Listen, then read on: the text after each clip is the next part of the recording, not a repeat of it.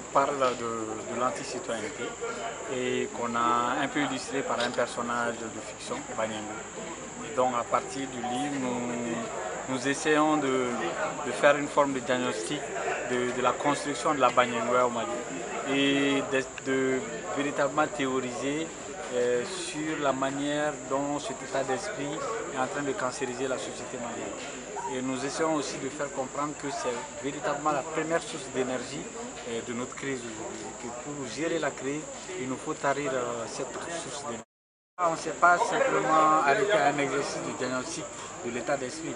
On a fait aussi une proposition que nous avons nommée Programme d'action pour la construction citoyenne, qui nous permettra véritablement de mettre en œuvre des programmes qui vont contribuer à faire reculer cet état d'esprit et de mettre en place un environnement homogène de citoyenneté qu'on a appelé la Harona.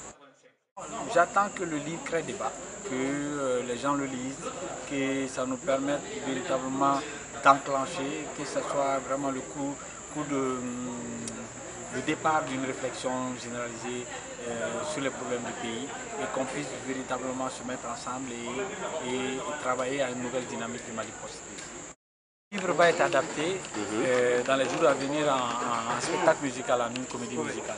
Et par ce spectacle-là, nous allons faire 24 vies et pour créer débat sur la citoyenneté et pousser les jeunes à réfléchir sur cette problématique-là et leur faire comprendre que en étant bons citoyens, nous allons contribuer à réduire de façon importante la crise dans notre pays et contribuer aussi à une nouvelle dynamique du Mali.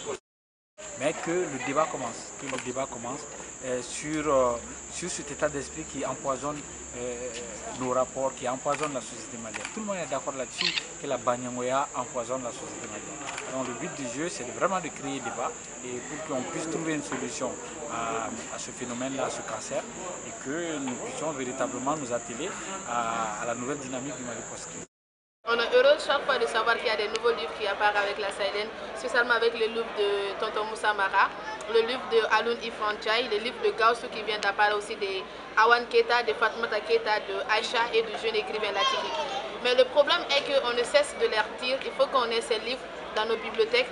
Il y en a manque beaucoup. Aux bibliothèques nationales, il n'y a pas encore de livres. À l'Institut français aussi, il y a quelques manques de livres. Il faut que l'État malien pense en mettre ces différents livres écrits par les écrivains maliens au programme, parce que la jeunesse en a besoin. On en a marre d'encore de répéter ces anciens écrivains, les Victor Hugo, les Lamartine. Il faut qu'on mette maintenant les livres de nos écrivains maliens, de la jeunesse malienne dans le programme pour que nous puissions étudier ce que nos écrivains écrivent.